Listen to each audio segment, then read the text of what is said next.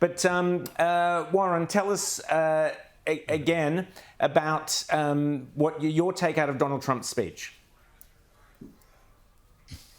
Oh, my take out of Donald Trump's speech is there are more savvy, more smarter this time than the first time. I think when they went into the 2016, that they didn't know how the deep state actually operated. They didn't know how the bureaucracy operates and how they can stuff you around and all that. This time, they're right from day one. They've been out there doing great things. They've pulled out of the UN's, the health council. They've now defunded UNRWA, and as the future US ambassador to the UN has said, she is going to dismantle it. She's going to just pull it apart and destroy it. They also talked about how they're going to, Doge is becoming a big issue, and about the billions and billions of dollars that they're saving at the moment. And they looked at some of the social welfare stuff, and I'm sure we've all read about, the 350-year-old people and 150 and 200-year-old people who are still getting their social welfare. Could you believe it? And these are the things they've been picking up. Also, they're pushed, in support of the military, and of course, he wants to be known as the president for peace, and how he's going around, and the big one, of course, was Israel. Him and every speaker today had made it quite clear that Israel is a special friend of the United States, and they're going to stand by them, and they're going to fight for Israel. Rita. Interesting.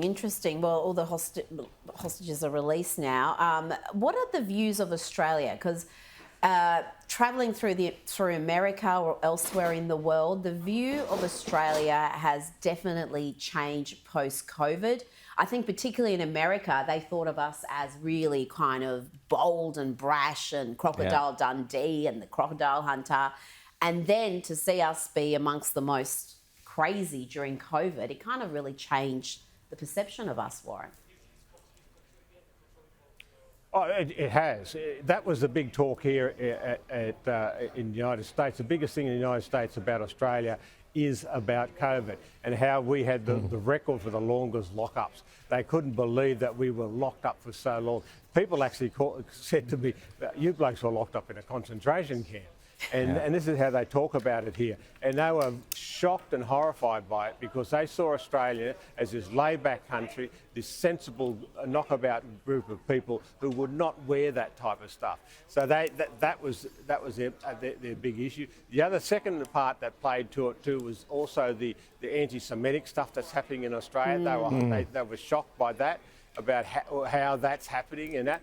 But we were there. We had our great group here, and they really loved us being here, and the conversations we had and that. And of course, we're going to have our CPAC Australia in September in Brisbane this year, and we've got some really big surprises about some superstars who will be coming to that from the United States. Fantastic. James. So, Warren, you've been here, you've been at CPAC for the last few days. You've got this big delegation. You're all going to come back to Australia in the coming days. Tell me, Warren, what is the big idea from CPAC that you would love to see and which you and people who've been to this conference are going to try and work towards achieving here in Australia?